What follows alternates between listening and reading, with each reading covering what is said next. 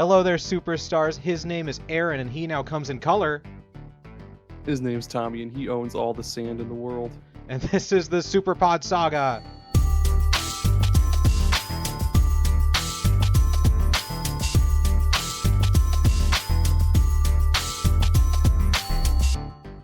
Welcome to the Superpod Saga. Guests, grab a seat, get cozied up, get warm.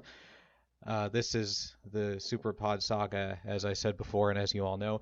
If you're a first-time listener, this is the podcast where Aaron and I bring a different topic of discussion to the table every week, and then we talk about it until we're all out of talking, until our mouths don't work anymore, and then we go home. And until our mouths are as dry as the sand of the tongue. Oh my gosh, they're always so dry. But we're not alone on this quest for dry mouths. We've got a super duper special guest. It is Chris from A Novel Console Podcast. Hi Chris, thank you for being here and putting up with us. Oh, that guy sucks. Why'd you bring him on? Hey, I'm glad to be here. This is going to be a lot of fun. I've been looking forward to this for a long time. Yeah.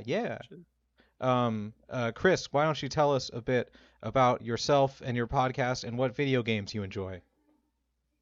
My name is Chris. I am from A Novel Console. That is the podcast that I do with my wife every week.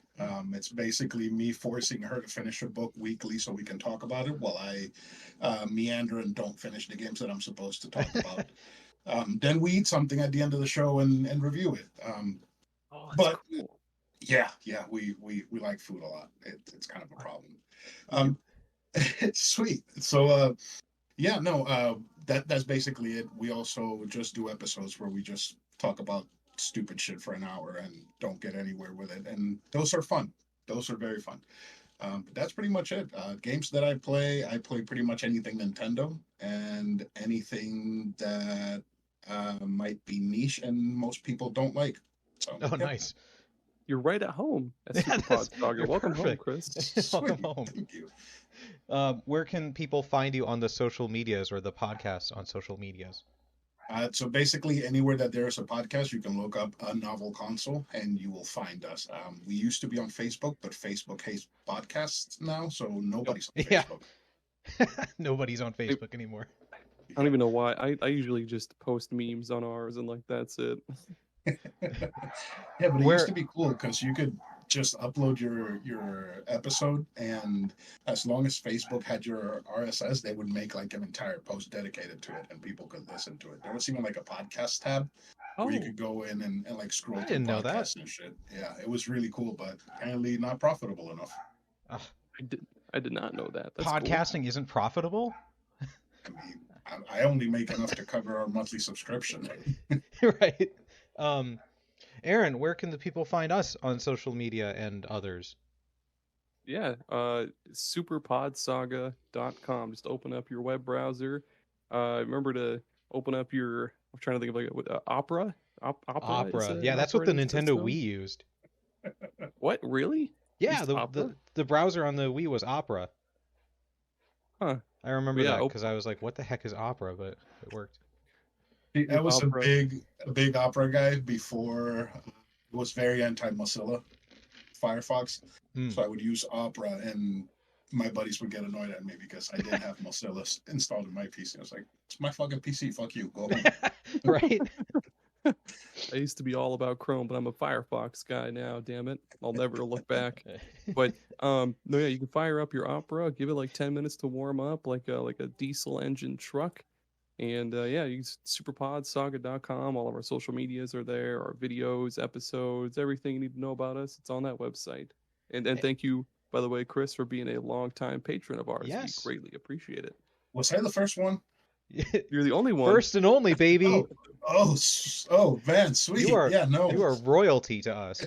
You're always going to be royalty to us, Chris. Thank you.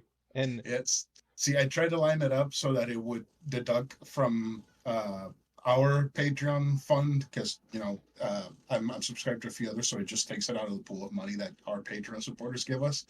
And I get the charge like mid-month. I'm like, what is this? And then I'm like, oh, Yeah, it's Tommy and Aaron. It's Well, we genuinely appreciate it. If anyone out there listening also wants to give us money, you are absolutely free to do so at our Patreon. And we have stuff that like you can we write articles, and we have a Super Pod side quest where we talk about whatever we're playing right now. There's tons of cool things there.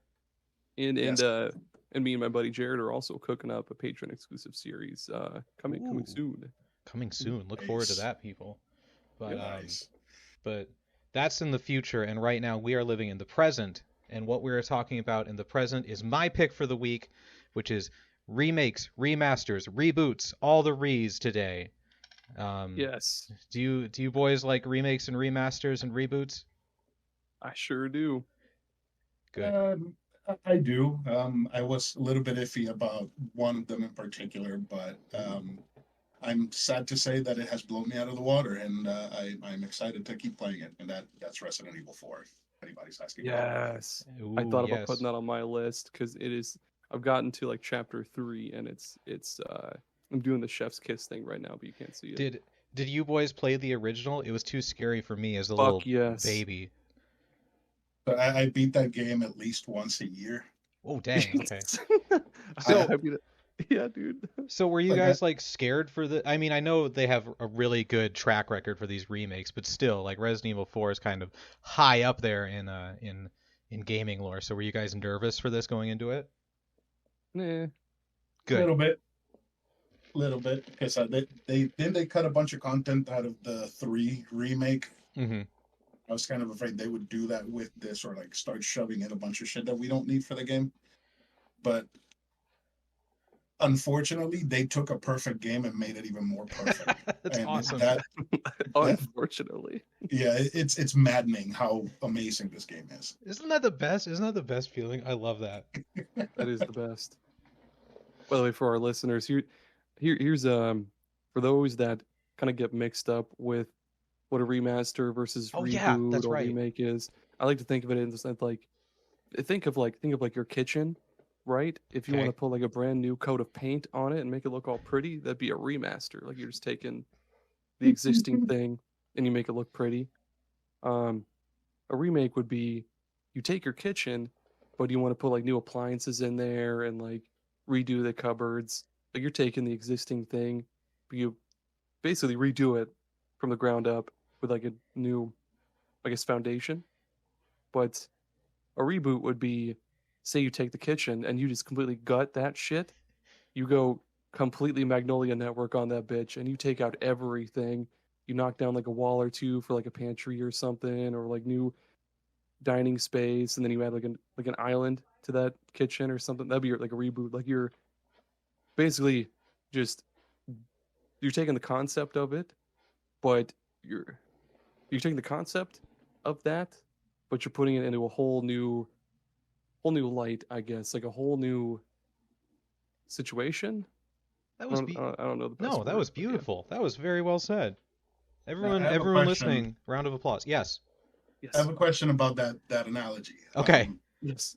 So if you take, let's say, the kitchen floor off because you want to make the kitchen floor heated for some reason, and while you're digging up the foundation, you accidentally found a 17-foot deep well in the middle of your kitchen, and you decide to incorporate it into that kitchen with the heated floor.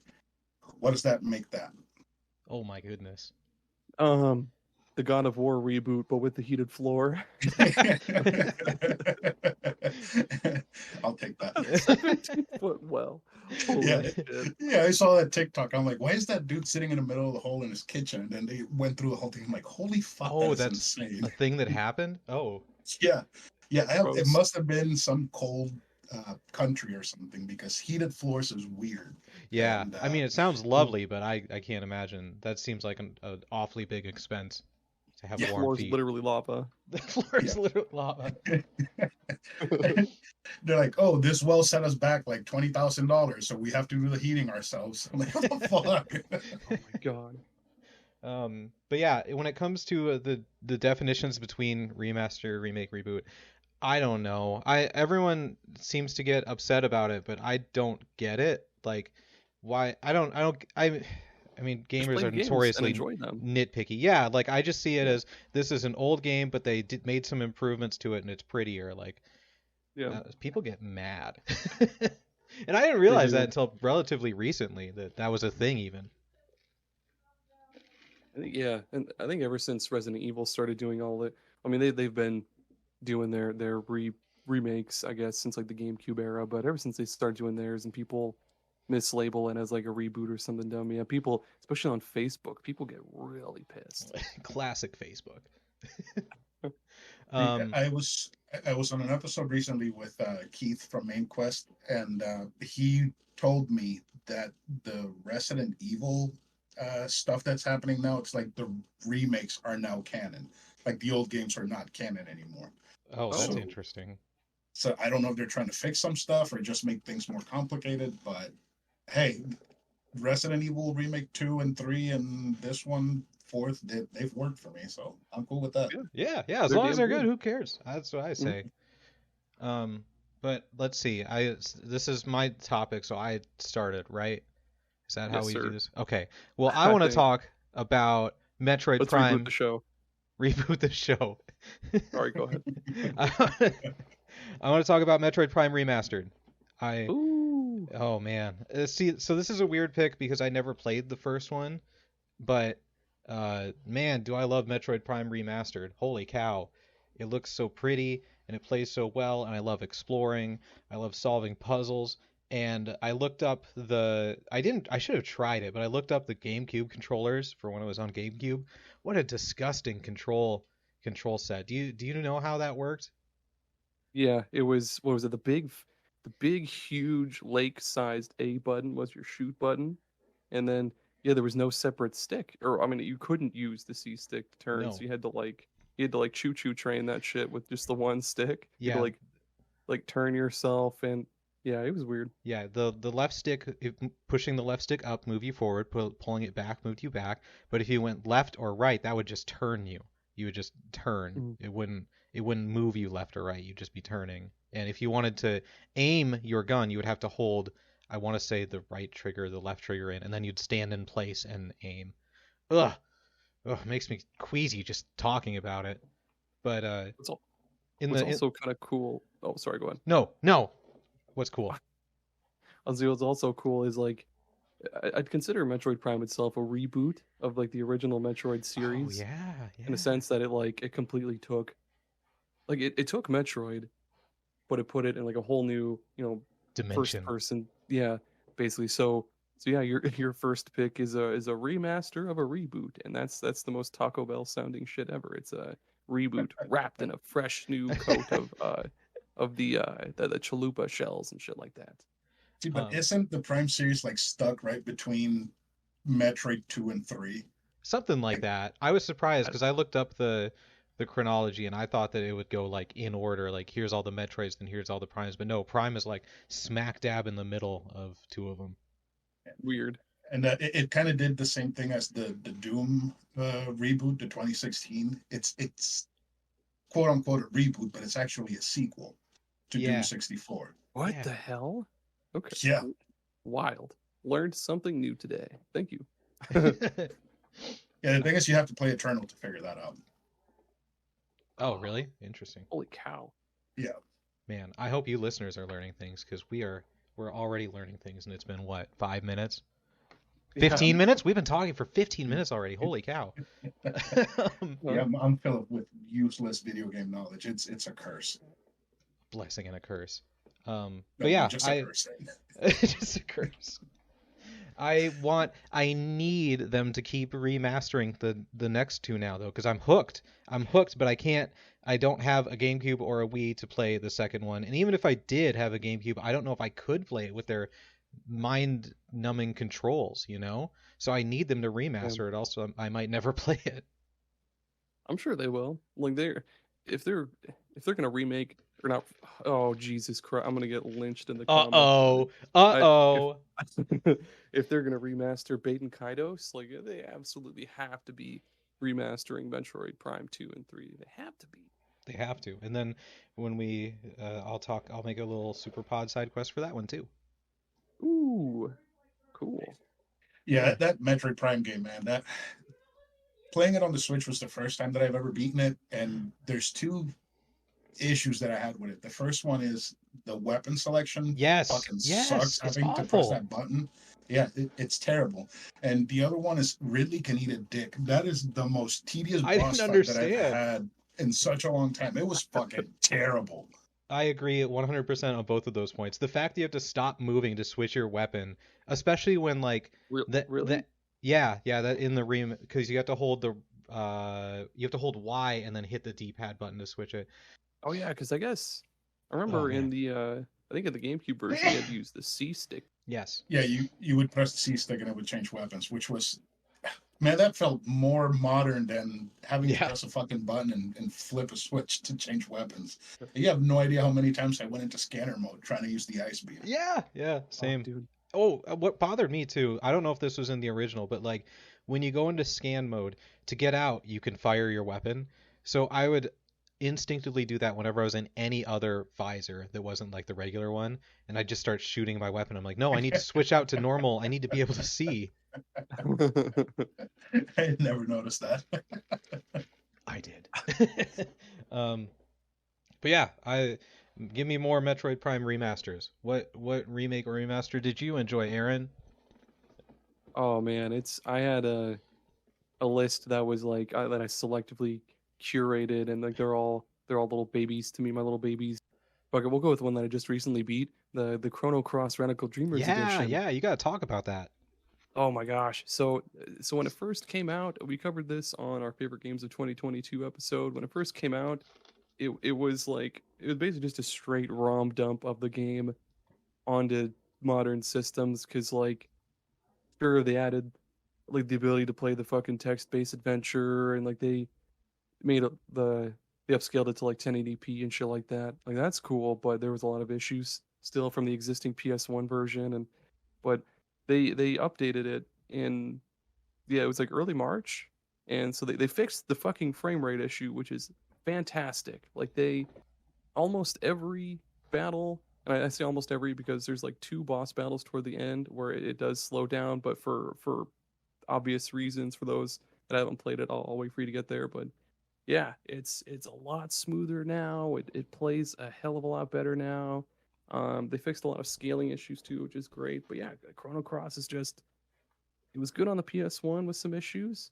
Now this one is definitely now like the definitive like best way to play the game. It's so great. I'm on my second playthrough right now, going through and getting more characters. It's basically like if Final Fantasy was a Pokemon game, because there's like 45 fucking party members, and Jesus I'm going to Christ.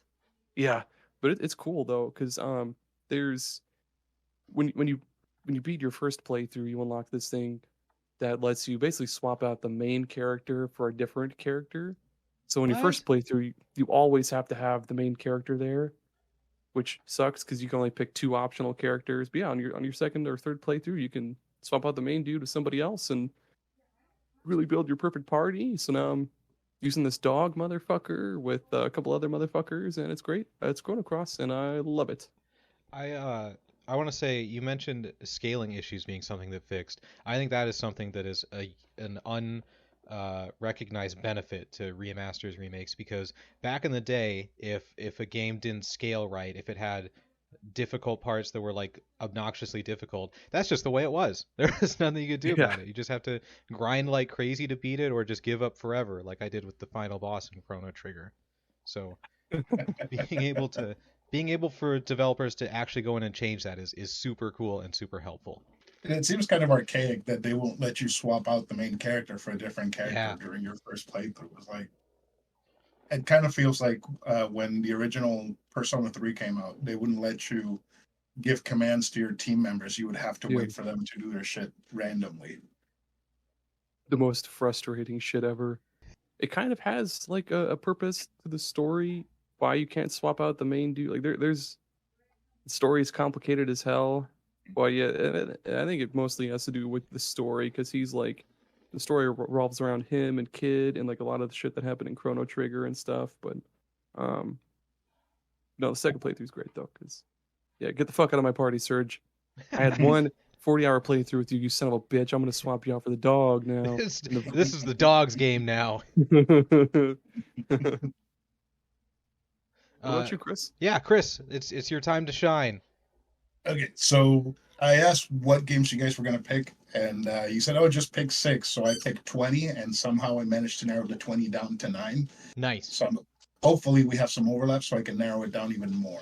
But the first one that I have is DMC Devil May Cry. Ooh, that's such a good one. Yes, this game is fucking incredible. I think this game is better than all of the other Devil May Cries that came before. Oh, damn. It has to do a lot with the combat and how they implemented the weapons for traversal during the platforming, and how you can swap between weapons with just holding a trigger and then continuing your combo. Like, the game just feels so good to play.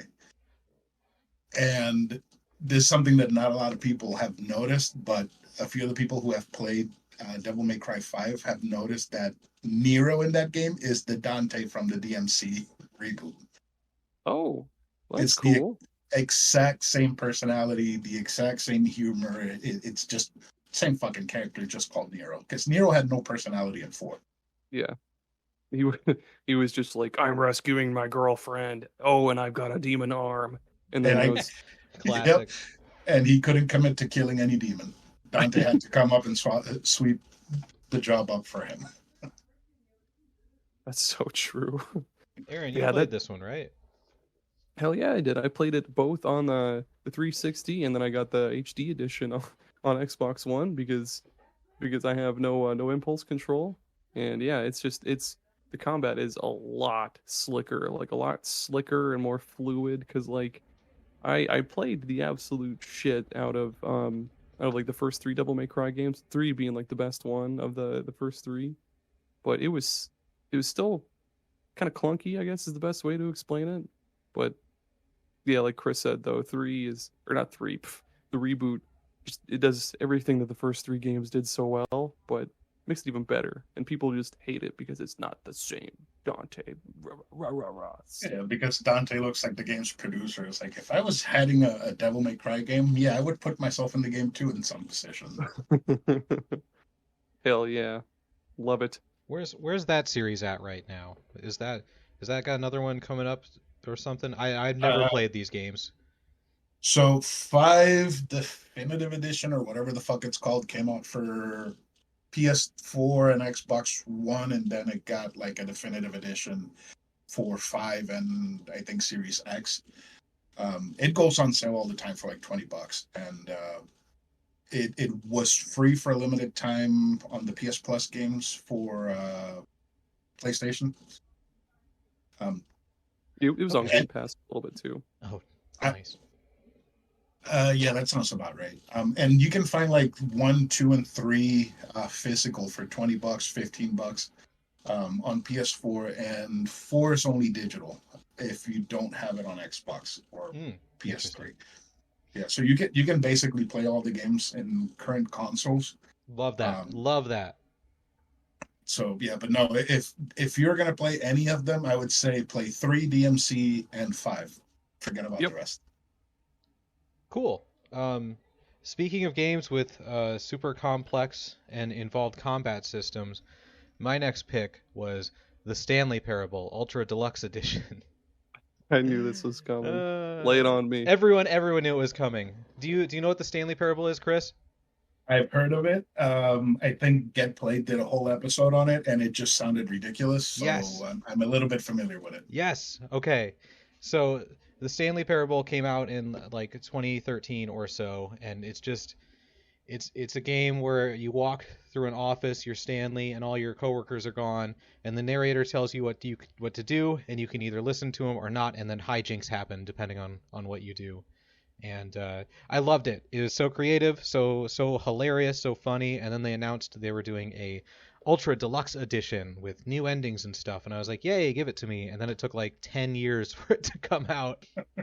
And it finally came out, and they did like they always do, and were like super funny and creative, because it actually was more of a sequel than a remaster / remake, which was They did not they did not make that clear before it came out, so that was a fun surprise.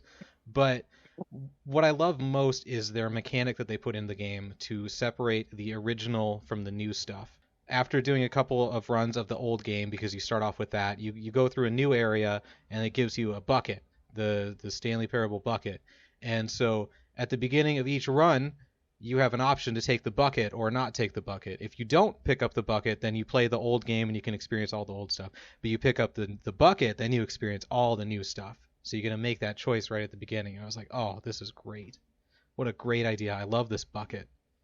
And how long is that game? You could spend, I want to say, like 15 hours if you want to experience everything, because there's like 30 different endings, depending on where you go and what choices you make, and if you have the bucket or don't have the bucket. I see. It's just so clever in so many ways, and you do need the bucket to experience the true ending, and it gets a wonderful send off. It's really emotional. Like you give it a little kiss before you send it away, and I don't want to spoil too much, but it's a game that was made for me.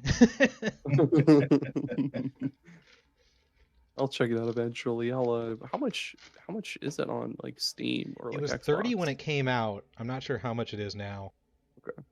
I'll check it out just for you, Tommy. One of these days I'll check it out. Yes. Speaking of games to check out, how about I'm gonna fuck up the order of games we're doing here though. Metroid Zero Mission. What? Yeah, it's a full-on remake of the original Metroid, which was on NES. But yeah, Metroid Zero Mission is on Game Boy Advance, hopefully coming soon to Switch. I would hope so, because they just did Metroid Fusion. But Metroid Zero Mission is just, I don't know if you've ever played it on the NES, but it's horribly, impossibly archaic and difficult. Old game design. Yeah, like it was cool when it came out on the NES back in the 80s, I'm sure. But if you go back and try to play it now, it's fucking ridiculous. Like if you have no nostalgia for it, it's and also Zero Mission adds a built-in map. Like you don't have to make your own map on grid paper anymore. You can just press like start or whatever and bam, map. What a novel idea. Paper. Yep, fuck you, grid paper making companies. I have Metroid Zero Mission now. They went out of business after that game came out. Now, I got a question for you, Aaron. Yes, sir. Did you play this, I'm guessing, when you were a teenager? Oh, hell yeah. That and Fusion. Did you hate it as much as I did the first time you tried it? I don't. Or did remember. it click for you immediately? I know Fusion. I got stuck on in like the stupidest part, but Zero Mission, I remember getting really close to the end and just dropping it when Pokemon came around. I'm pretty sure. Classic. Yeah. No, the both Fusion and Zero Mission for me were terrible. I hated them. But then I got Castlevania Area of Sorrow and Metroidvanias. Yeah, Metroidvania started making sense to me, and I went back to them like, what the fuck? Why did I hate this? This game is amazing.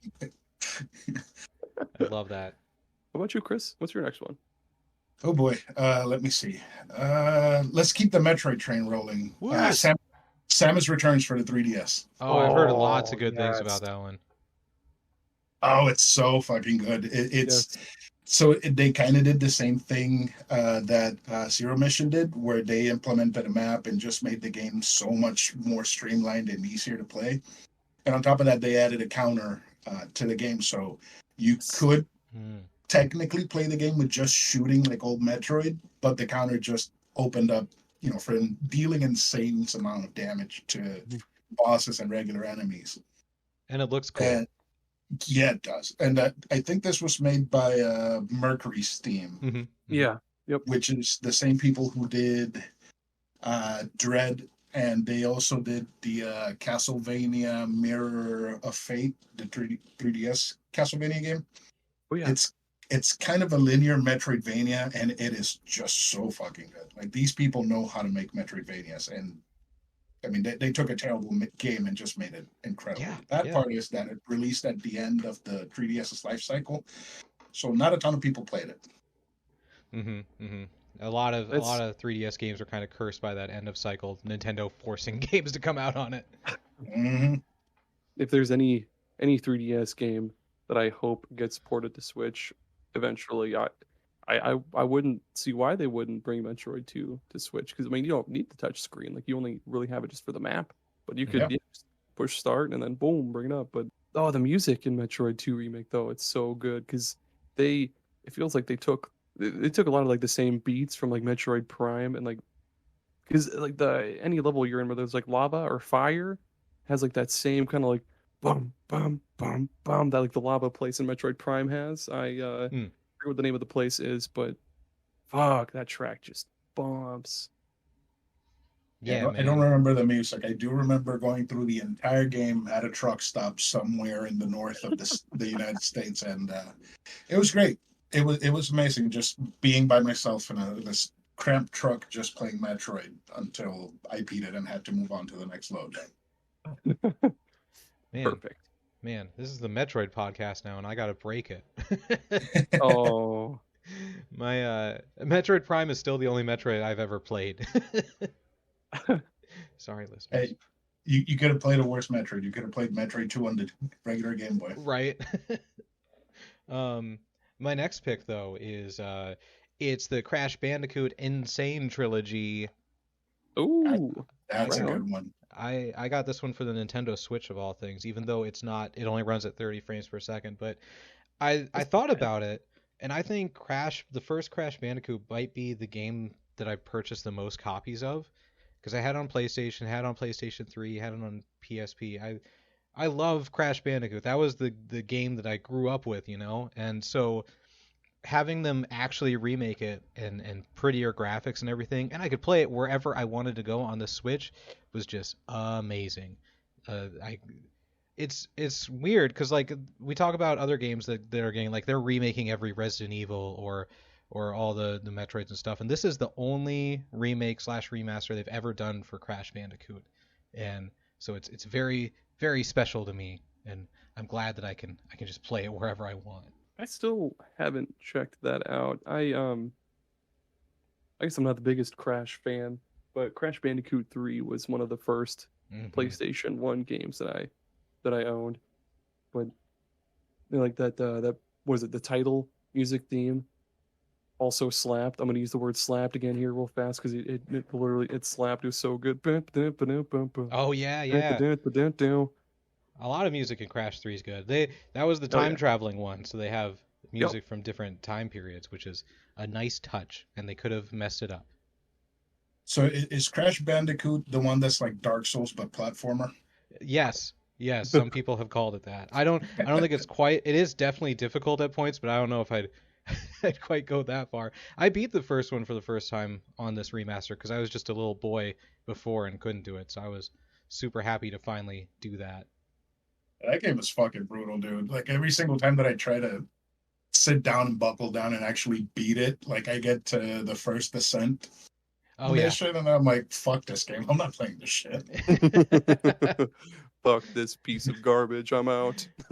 Oh gosh, I remember as a kid just grinding the first level over and over again to get lives, because the lives and save system in that first one were disgustingly horrible. Speaking of horrible, I'm talking about Fallout 3, which is not a horrible game. Go on. Oh, I thought like somebody was gonna say yeah, it's a good one. No, I'm trying to figure out where you're going with this. Yeah, same. Sure. It's like, are you talking Fallout 3 as in reboot, or? Yeah, because the Fallout 3 is basically just like a reboot of the original Fallout series. Well, yeah, Fallout series, because like for the longest time they were top down RPG, well, top down isometric, I don't know, whatever. Yeah.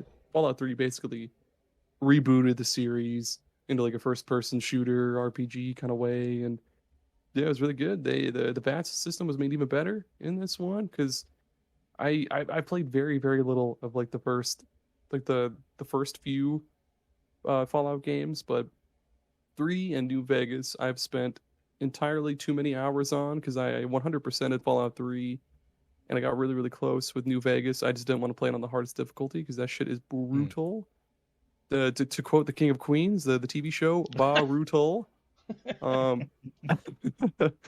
yeah, Fallout 3 is just so good. Like I loved just cruising through the wasteland, finding the dumb bobbleheads and grinding out all these levels and getting the goofy ass perks like the mysterious stranger one where the dude just pops out of nowhere and just Wild Wests the enemies to death, or like I think there was just I think it was called Bloody Mess. That was one where you had like a 5% chance to insta kill any enemy and they exploded into like guts and eyeballs and blood and shit. And then I really this was one of the few games that lets you kind of play the game any way you want, if that makes any sense. Because Deathclaws, they're like the most difficult enemy in the game, not including like the big giant mutants. But yeah, the Deathclaws are super difficult, super powerful. But like it was so easy to kill them if you had a really high agility stat or speed or whatever, so you could just run backwards and like get their attention, run backwards and just like chuck mines on the ground and like slowly kill them. And Fallout 3 is good. Play Fallout 3 if you haven't, because it's fun. It's great. Nice. Everything you described is like how I feel about Fallout 4. Fallout 4 was the one that I fell in love with and played to death and just experienced everything. But you're right in picking Fallout 3 for rebooting the series. They deserve a ton of credit for taking, like you said, a top-down isometric game and turning it into what they did. Oh yeah, it's I didn't talk too much about the VAT. I tried to bring up the VATs, but I totally forgot about it. Yeah, the VAT system in that game is just too good. It's just too good. You just stop time and you just blast their leg off. So like if they're running at you about to kill you, just blast their leg off and they fall over, and then you can just beat them to death with like a tire iron or whatever you got. So good. That game was great. That is the game that almost killed my Xbox, because I think I was in high school when it came out, and I put in one day 13 hours into the game, and I only stopped because my Xbox just completely froze. No. I had to wrap it in a towel and put it in front of my AC unit for like 2 days. And even then, like I would only be able to play like 2 or 3 hours of Fallout before it just completely shut down. Oh man. Was it the original 360, like the white goofy shaped one? It was the arcade version that didn't come with a hard drive or anything. It was, I don't know, like $150. It was like super cheap. So I bought that with a memory card, and that's the only thing I played, just Fallout. What a tank that thing was. Yeah, it was terrible. What about you, Chris? What's your next one? All right, so I am going Star Fox 64 3D. There's no way now we're talking remasters or reboots or remakes without me talking about Star Fox. Yeah, that's such a good one. So, actually, I could talk Star Fox Zero, which is another reboot / remake. But no, 64 3D. It just took Star Fox 64, made it shiny, and gave it tilt controls, which fucking suck. And it just captures the same magic that the original had. Like, I have a New Year's tradition, and it's that whenever I get home from whatever New Year's party I'm at, no matter how drunk or wasted I am, I have to beat Star Fox 64 before I go to bed. I love that. So it could be like 4 a.m. and I could be dangling off of my bed, but I am beating Star Fox. And I usually try to do the hardest route, Corneria all the way through the top of Venom. And mostly every year I managed to do it. This year I think I had a kind of really shitty run at the beginning, but then at the end I recovered and managed to kill Star Wolf and Andross and get the good ending. Fucking love Star Fox 64. God, that's such a good pick. I totally forgot about Star Fox 64 3D. That was, it looks so pretty, and they made it play a lot better too. And Star Fox 64 was just such a good game. But like for them to remaster it and make it look better and play better, that was another chef's kiss. We're giving out so many chef's kisses today. Yeah. And I think it's like the lead up from them announcing it to releasing felt like an eternity. But then it came out and I got it and I was like, I'm not doing anything for like the next month. I am just going to play Star Fox 64 nonstop. And I did. And I still do sometimes. It's probably just the only game that I keep on my 3DS that I just take wherever I go, and sometimes turn it on, go through a stage, close it, and pick up whenever.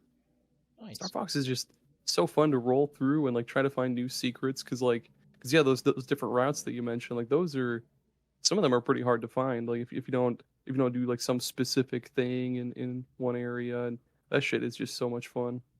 The one that always gets me is the one in Sector X, right before Titania, where you have to shoot the gates, and when they open, you go into like hyperspace. Getting the gates open is what always gets me. But man, such a fucking good game. Damn, I'm gonna bring out the chapstick for all the chef's kisses we're blowing out here. What's next, Tommy? My next one is also it's on the DS, not the 3DS, but it's Pokemon Heart Gold / Soul Silver.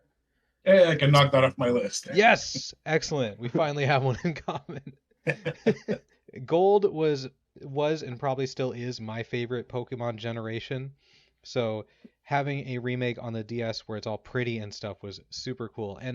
And they just, it wasn't just like a graphical upgrade, even though that was nice. There were just so many small details and big details, I suppose, too. But like, it was the small details that got me. Like, I remember walking to the burnt tower, tin tower, whatever it's called, and like walking over the leaves, and they put like a crunching sound under it. And I was like, oh, dang, they even thought to do that.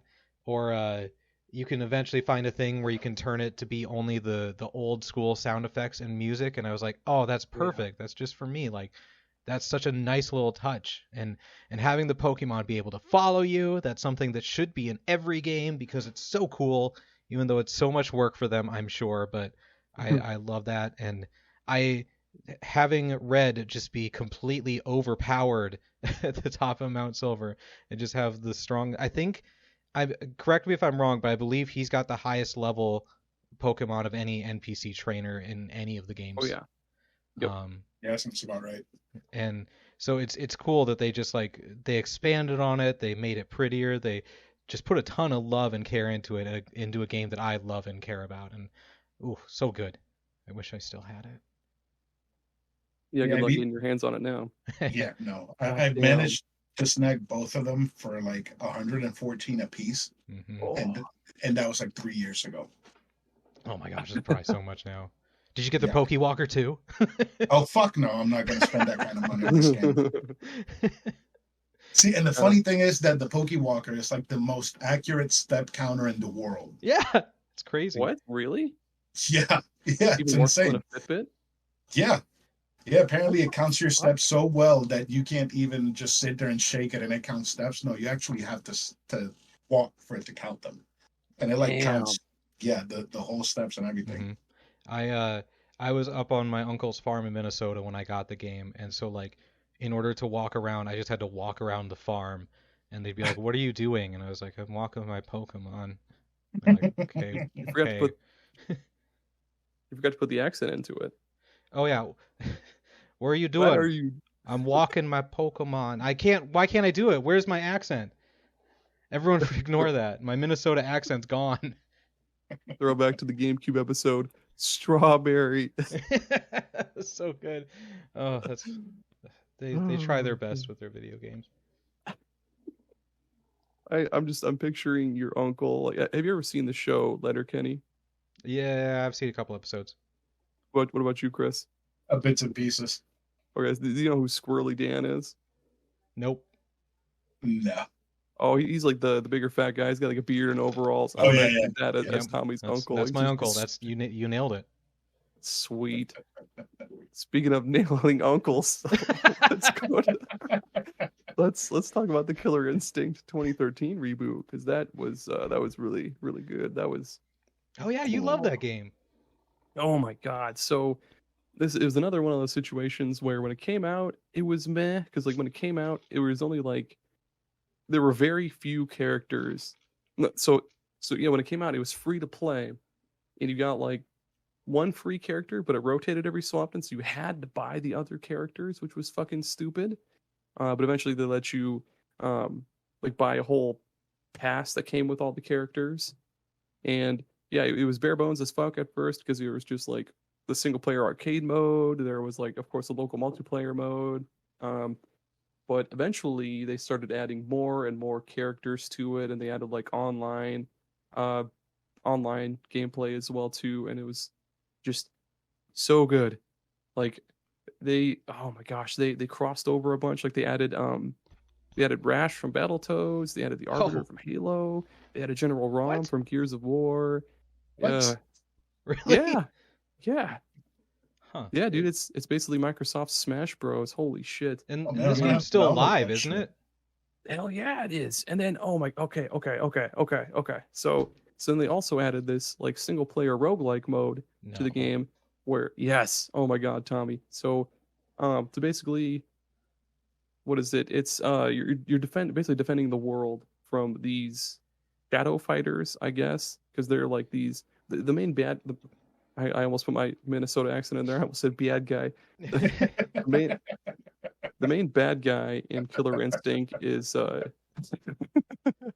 main bad guy in Killer Instinct is Gargos, and basically you're defending the world from his little minions that are gathering power to bring him back, and you go around to different countries. There'll be different shadow fighters there you have to fight, and then you beat them, and eventually Gargos comes out and you have to fight him. But there's these different little there's these different little packs of cards that you can open to get different I forget what they're called, like artifacts or these little floating I guess yeah, little purple floating artifacts that follow you around as you fight, and they have different effects. Like the ram will every so often knock the enemy down, or like there's one that gives you a shield every so often that'll like take an attack for you, and you can also level up and increase your stats and shit like that, and you can pick like 3 of your favorite fighters, and oh my god, it's just nobody asked for a roguelike in a fighting game. No. But it was really really good. It's like the best, and you can get, if you have Game Pass, they have the whole definitive ass edition of the game that comes with everything they've released in one package right there on Game Pass, and and the music too. Holy Christ, it's all done by it's metal as fuck. The dude Mick Gordon, who does the music for the Doom reboots, he does a lot of the music for Oh. it, and Cell Dweller, and just a bunch of other dudes, and oh, it's so good. Killer Instinct is the most confusing video game to me because you are the only person in my life I've ever heard talk about it, but they keep updating it and giving it all these things that you're talking about. So it has to be like played by people. There have to be people out there that are playing it and it has to be successful for them to keep doing this, but I've never heard anyone else talk about it. See, it might just be a game made specifically just for Aaron, just like you have Yeah. the Stanley Parable. It was just made for you, nobody else in the world. Exactly. They're like, Aaron keeps playing, so we'll keep making stuff. They have my IP address and shit on file. We Like, do always we do playing like roguelikes too. They're like, he's been playing a lot of roguelikes. Let's put it in ours. it was the perfect mix for me because I dabble in fighting games. I'm not like the best at fighting games, but what's cool about Killer Instinct though is that like you don't need to know combos like shit like Street Fighter and Tekken. You have your individual buttons for different kicks, and you just string together specific kicks and punches to do a combo. But in Killer Instinct, their system is just so easy to learn and just so ingenious because you start off with what's called a combo opener, which is just one attack, and you can push like 1, 2, or 3 buttons, and that's called your combo linker. And then you can do the combo finisher, which is just another like corner circle X or whatever the fuck, and then you'll end the combo, and then you can do like a grab and shit, and throw them into a wall, and then do your combo again, and just pin them up there against the fucking wall and beat the hell out of them. And each character plays oh my god, and each character each character has their own like own unique passive ability, which is super cool. Ooh, and love passive each character abilities. plays totally unique. Like they're all unique and different from each other. And I'm done. Somebody needs to take the mic away from me. Go, Chris. Chris, hurry. All right. Ocarina of Time 3D. Yes. Yes.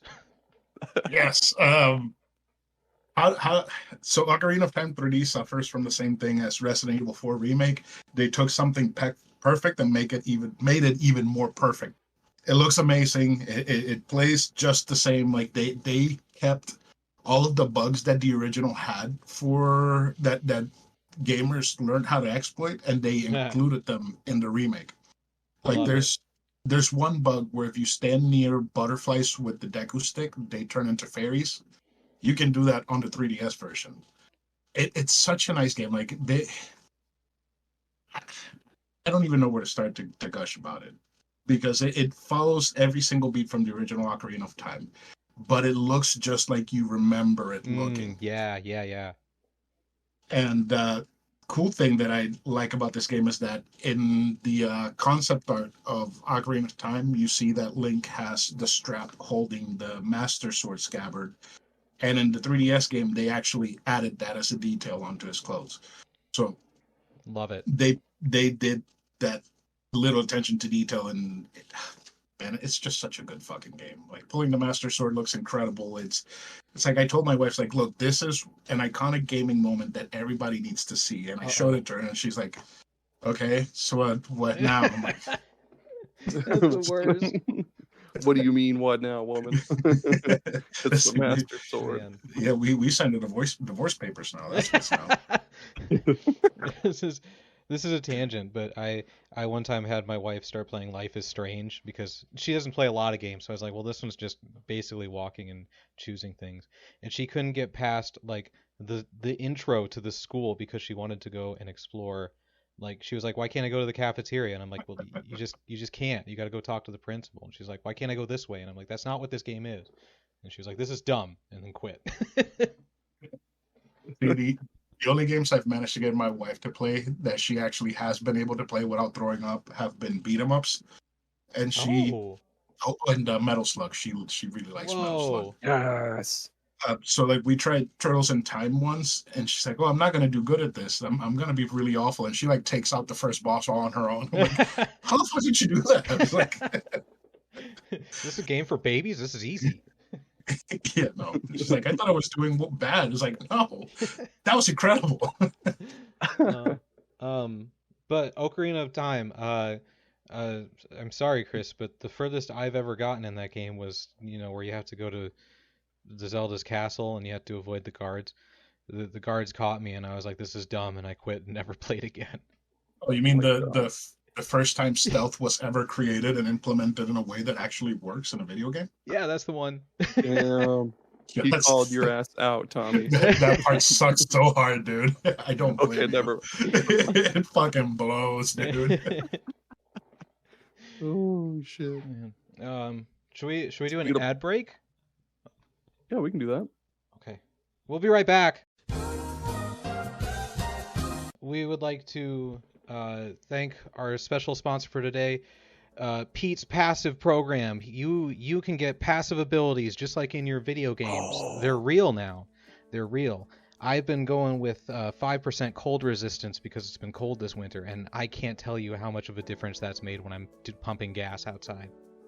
Oh, and I can breathe underwater. It helps a lot when I drop my keys in the lake while I'm kayaking. What about you, Chris? I got passive income, but it's passive income for the person that sold it to me, so now I don't have any money. But it's still a passive ability, and you can get yours from Pete's Passive Program. It's the 3 Ps, and check them out. You got fire resistance, ice resistance, poison resistance. You can up your speed by 5% for if you're an athlete. It's not cheating. They got all the legal work done. Passive. It's just a passive. It's not an active ability. You have to go to Anthony's active arrangements for that. That's right. You could have you could have one of these sweet passive abilities for just $59.99. Passive abilities like if you initiate combat, you gain a 5% damage boost, or whenever an ally minion dies near you, you gain 0.5% physical power. Tommy, this just in. They've got a new release for boss fights. So whenever you have that discussion with your boss, get +5 charisma. Oh man! Thank you, Pete. Thanks, Pete. Are we back? We're back.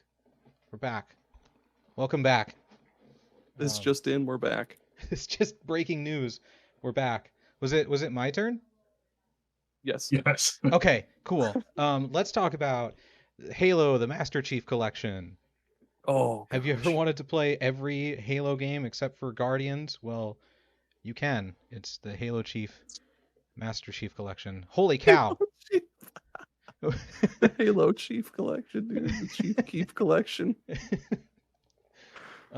It's got everything. It's got I didn't play the Halos growing up because I didn't have an Xbox. So to be able to open this Master Chief Collection and just play through every single game is amazing. And it's got improved graphics. And it's got, for some of them, it's got the button you can press to switch between old graphics and new graphics. So I'd be playing and I'd hit the Yeah. button, I'd be like, ew, I can't believe idiots thought this was good looking, and then I'd hit it back to my less ugly graphics setting.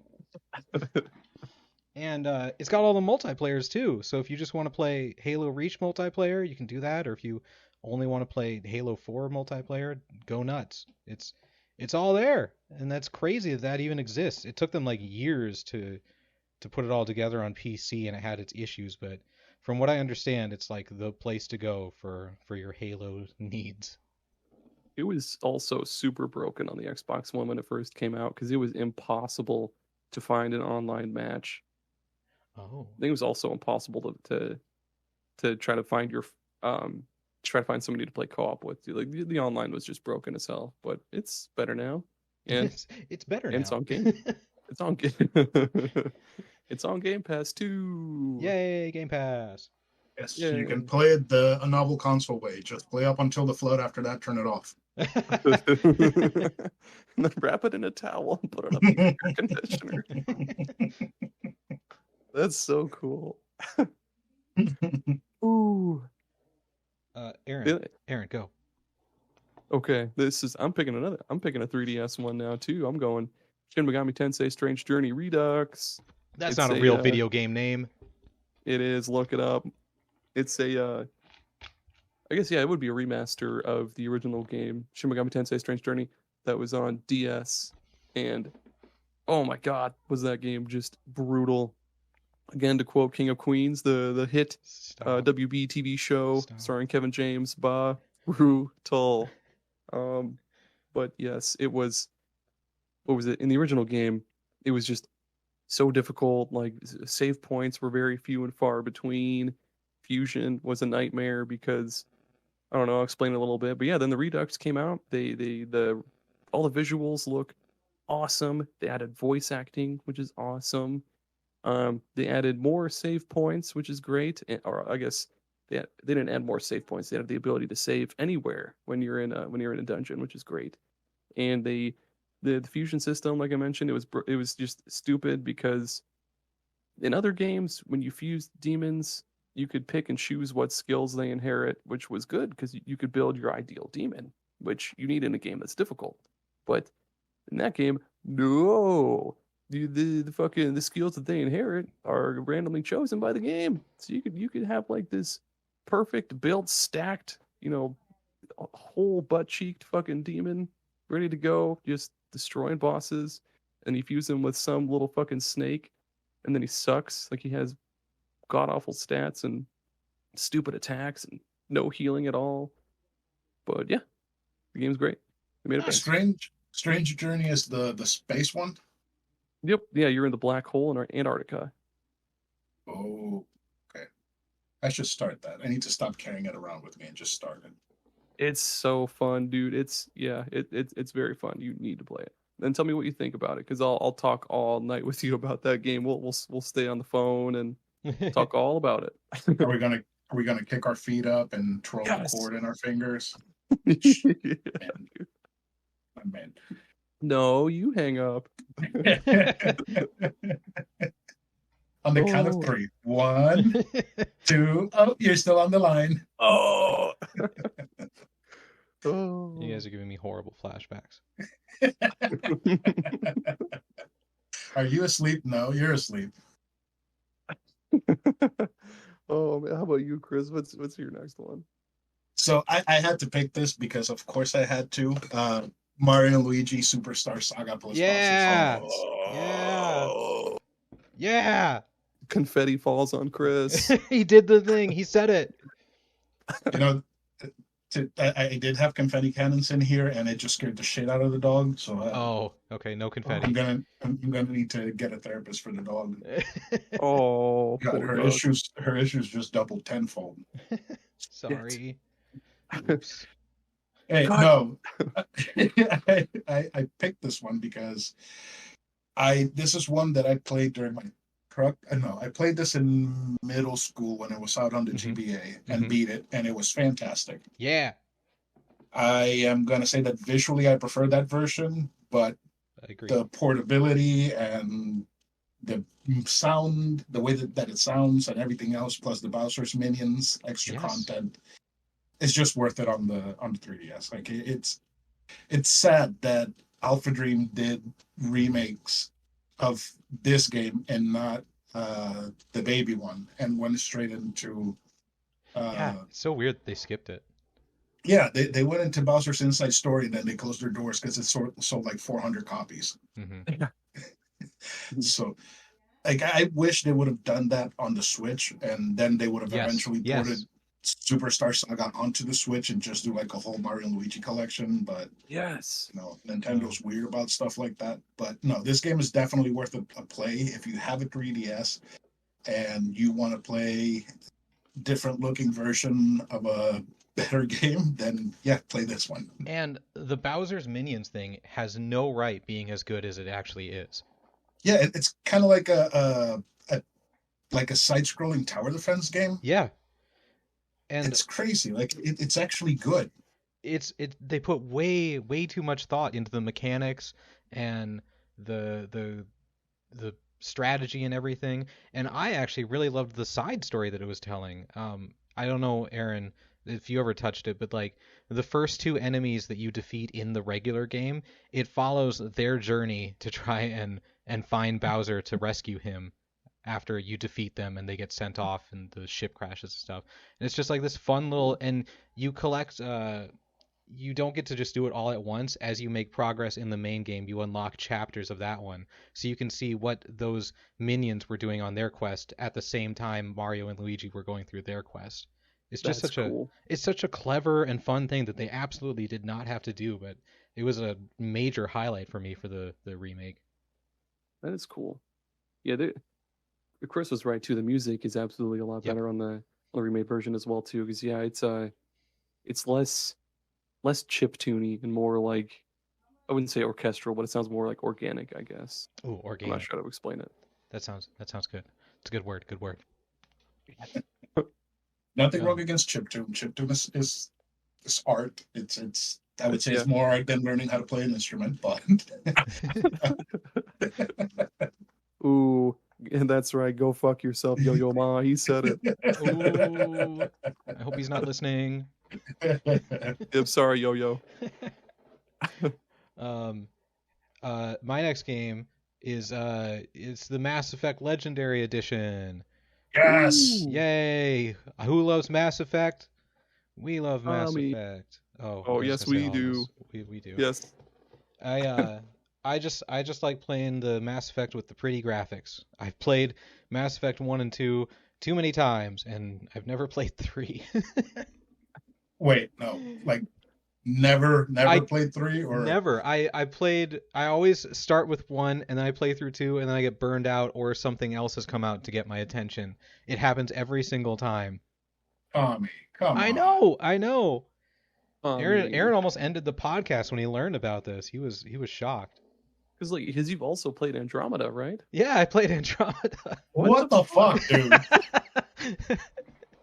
I know. I'm sorry, but you should be like a normal person and skip 1 and play 2 and 3. I know, but I can't because I have to have the choices carry over. I have to. The only choices in 1 are: do you save the space racist or the space personality person? Oh my gosh! The last time I played, I never saved the space racist because it always rubs me the wrong way. But this time in my last playthrough, I was like, let me at least try and like be nice to her. I don't know, before I let her die. And she like fell in love with me, and that was who I romanced. And I was like, wait, I was just being a normal, nice human. So I had like especially had to let her die that time. I was like, I don't want anyone getting the wrong idea here. That's the most It's Always Sunny sounding shit I've ever heard. You didn't want to be mean to her. She fell in love with you. So I Then you let had her her die. killed. Oh god. Oh damn. Man. Well, speaking of space, XCOM Enemy Unknown was my last Ooh! one. Oh my gosh, why didn't I say that? That's such a good one. Yeah. That is a good one. Yeah, dude, completely redid the entire series, and I still to this day haven't beaten it. Like I'll get really, really far and then I get pissed off at something and I quit. But it's so addictive. Like not just the combat, but like the base building shit is really cool too. Like you'll add more research labs or whatever the fuck, and then you'll add more armories or whatever the fuck, and then add, this and this and this and this and build your perfect base. Everything is like got this perfect symbiotic relationship. It's running smoothly. And then I give my characters like the stupidest name, like what was it? My ace sniper, I think it was like Goebbels von Garbazoid. And then my assault guy and then they had that sweet perk where they could shoot and then move and then shoot again. Yeah. Or no, I think that's what it was. Something like His that. name was like Stegosaurus McPancakes, and oh my gosh, yeah, the perks were just so good. The way you could build your characters differently was really, really cool too, because you could add like your heavy dudes, you could make them even beefier by adding better armor, or you could give them like a rocket launcher, and then you could give like your assault dudes another weapon, like a secondary pistol, or I don't remember, but No. yeah, it was just really good game. And then they came out with that like updated version. I think it was Enemy Within. Oh, yep. And you had the mech suit dudes who have their fucking limbs taken off. It's just horrific sounding, but man, do they whoop ass. And they had So you never finished it? No, I never finished it. I did, everyone. So Woohoo! that means Tommy didn't play the canon way and Aaron did. Yeah, true. That's very true. Woohoo! Big fat dub for Aaron. Because go on and explain. I don't want to explain it wrong. So before, I want to make the joke that sometimes it pays to not finish your games. Yeah. But the developers decided to make it so that the aliens won because of the amount of people that never finished the game. Really? So Yep. Yes. That's So cool. in the sequel, you're like a resistance force fighting against the aliens because you fucking lost. Yeah. I love that. Could have been a totally That's different cool, sequel, but they went with what actually happened, which is people not finishing the fight. Maybe I'll actually finish it. God damn it. That's not canon. Nope. Creating a time paradox. Creating a time Fuck. paradox. I don't want to destroy time. Chris, hurry. Wait. I wanted to say something about XCOM. Oh, okay, hurry. Chris, shut up. Just kidding. I'm not saying nothing. I just wanted to add that like another great thing with that XCOM Enemy Unknown was it's kind of forgotten now, but that was also one of the first like top-down isometric turn-based strategy games on consoles. That was something that really was not done a lot on consoles, if at all. And not only did they bring it to console, but they brought it in a way that made sense and made it easy to play and easy to navigate, which is they should be commended for. That's true. Okay, now you can talk, Chris. I give you permission. Thank you. So I have to choose between two for the last one, and I'm going to go Mario 64 DS. Okay. To me, this is the definitive way to play Mario 64. Ooh. You have Yoshi, you have Luigi, you have Mario, you have Wario, and each one has their own specific powers that used to belong to Mario, but now they'll belong to different characters. And you have extra stages, you have extra challenges, extra stars. The game, personally, I think it looks great on the original DS, and it being a release game, it just like cements it as a classic. That's like the perfect game to release with the DS launch. Oh yeah, definitely. And even though people do complain about having to hold a button to run, I think it's fine. I don't think it detracts anything from the game. I really, really like this game. I also played a shit ton of this game when I originally got my DS way back when. And I'm happy to say that when I bought this game again, I got it for like $11, and it's complete inbox manuals, everything. So Nice. I lucked out. That's awesome. That is a good one. It's I've never played it like on the DS. I played a little bit on the 3DS with like the little thumbstick thing. Does it feel all right playing it with the D-pad? I mean, yeah, it's like if you have big ass fingers like I do, you just throw your whole finger on the D-pad, and whichever way you wiggle your finger, he runs in. So Perfect. yeah, Nice. you know. I did have another one. I had Kirby Superstar Ultra, which I think it's a remake of the SNES one. Oh yeah. It's good, but that's all I have to say about that because I really haven't put any time into it. Nice. Nice. I had one more that I just wanted to throw out there as well. Yakuza Kiwami. I was very late to the Yakuza train, but I played Yakuza 0 first, and then I went to Kiwami, and I loved it. I love the story. I love the beat 'em up action. I loved everything. And I went and looked at what the first Yakuza looked like on PS2, and it looks like a totally different game. There was like a loading screen with every single fight, and I was like, how could anyone play Yeah. that? Ooh. So I did all the way through. no, oh my Yeah. gosh, Yeah, you way back when madman. it came out. So I bought that game for Christmas with I think Bully, because I think they both came out at the same time. So it was that and Bully, and I just put a lot more time into Yakuza than Bully. Wow, I didn't even know Yakuza existed until like 6. I think was the first time I heard of it. Oh, 6 is so good. And You know, the new one that came out, Ishin Like a Dragon. Yeah. That's another remake. yeah, it 'Cause is. It was Japan only, wasn't it? Yep. Yeah.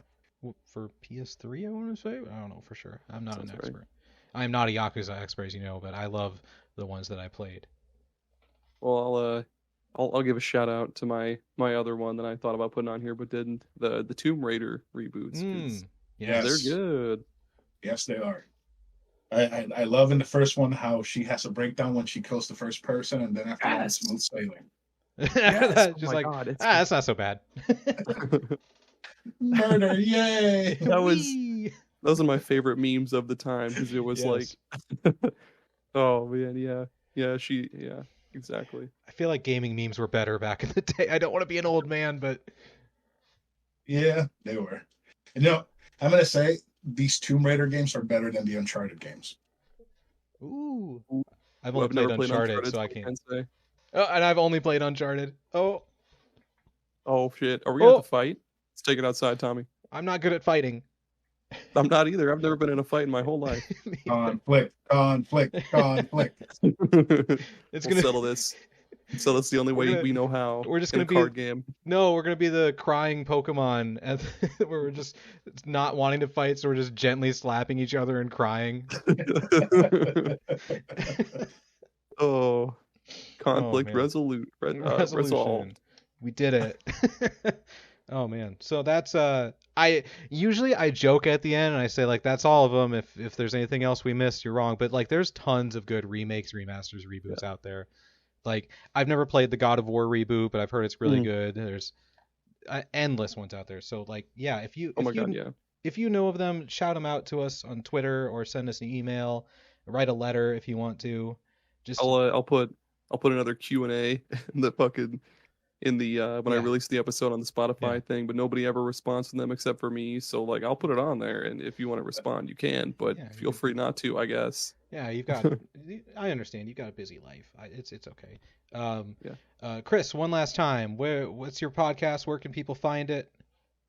It's a novel console on every single platform where you can find a podcast. So Spotify, Google Podcasts, Apple Podcasts, Good Pods, Pandora, Audible, because you can find podcasts in Audible, not just books. Anywhere there's a podcast, you can find us. And in pretty much every social media except for Parler. Nice. Perfect. Parler. Love it. Oh, Aaron, shit. where can the people find us? OnlyFans. I'm just kidding. Superpodsaga.com. Like I said at the beginning, open up Opera, give it 10 minutes to heat up, wrap it in a towel, put it in front of your fireplace for just like a minute or two.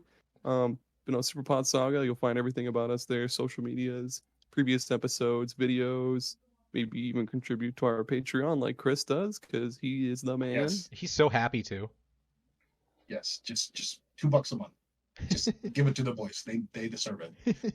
Thank Exactly. Or 3 or 4 if you want to, but yeah, whatever you guys want. But yes. And what are we gonna talk about next week, Aaron? You know what? Let's talk about Xbox. Like all of it. Xbox. Oh, you're ready for this. You've been prepping for Xbox, I feel like, over the last couple of weeks.